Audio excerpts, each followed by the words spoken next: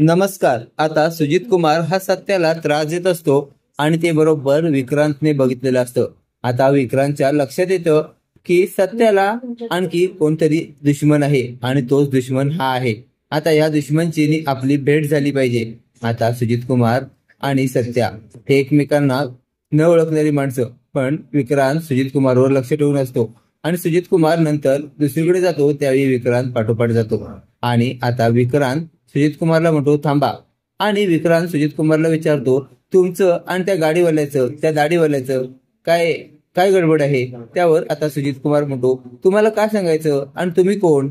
त्यावर विक्रांत म्हणतो ते सगळं राहू दे बाजूला, तुम्ही सांगा तो माझा सुद्धा दुश्मन आहे तो तुमचा सुद्धा दुश्मन आहे, तर आपण दोघांचे दुश्मन असल्यामुळे आपण दोघं एक होऊया आणि त्याला छळूया. आता सुजित कुमारला सुद्धा छान वाटतं की मला सुद्धा कोणतरी जोडीदार भेटलेला आहे. दोघंही खूप खुशीत असतात. आता दोघंही विचार करत असतात कशा प्रकारे सत्याला त्रास देता येईल, कशा प्रकारे सत्याला धुळीस मिळवता येईल. आणि आता या दोघांनी खूप मोठी आयडिया आखलेली असते की सत्याला एका प्लॅन मध्ये अडकवायचं. आता हे सत्याला काहीच माहिती नसतं. सत्याकडे सध्या कामधंदा नसतो. सत्या हा विवंचनेत असतो की कुठे काम मिळेल मला जेणेकरून माझा घर खर्च भागेल आणि घर खर्चाबरोबरच मला कर्जाचे हप्ते सुद्धा फेडायचे आहेत. निरूपाने जे कर्ज काढलेलं असतं त्याचे हप्ते फेडण्याची जबाबदारी सत्याने घेतलेली असते. आता सत्या हा एका टपरीवर आलेला असतो. तिथे दोघे जण बसलेले असतात. आता त्यातला एक जण म्हणतो मी काय म्हणतोय दादा, तुम्हाला ना नोकरीची गरज आहे आणि तुम्हाला सुद्धा पैशाची खूप गरज आहे असं मला समजलं. त्यावर सत्या म्हणतो होय. त्यावर ती माणसं म्हणतात आमच्याकडे एक काम आहे कराल का तुम्ही. त्यावर सत्या म्हणतो काय. त्यानंतर आता ती माणसं म्हणत होय आमच्याकडे काम आहे आणि तुम्हाला भरमसाठ पैसा मिळेल. आता भरमसाठ म्हटल्यावर सत्या विचार करू लागतो. त्यातला एक जण 500च्या नोटांचा बंडल काढतो आणि सत्याच्या हातात टेकतो आणि म्हणतो हे घ्या, हे पैसे घ्या आणि तुम्ही काम करा. त्यावर सत्या म्हणतो नेमकं काम काय असणार आहे. त्यानंतर आता ती माणसं म्हणतात इकडचं सामान तिकडे नेऊन द्यायचं आहे, बस एवढंच सिंपल काम आहे. आता सत्या विचार करू लागतो.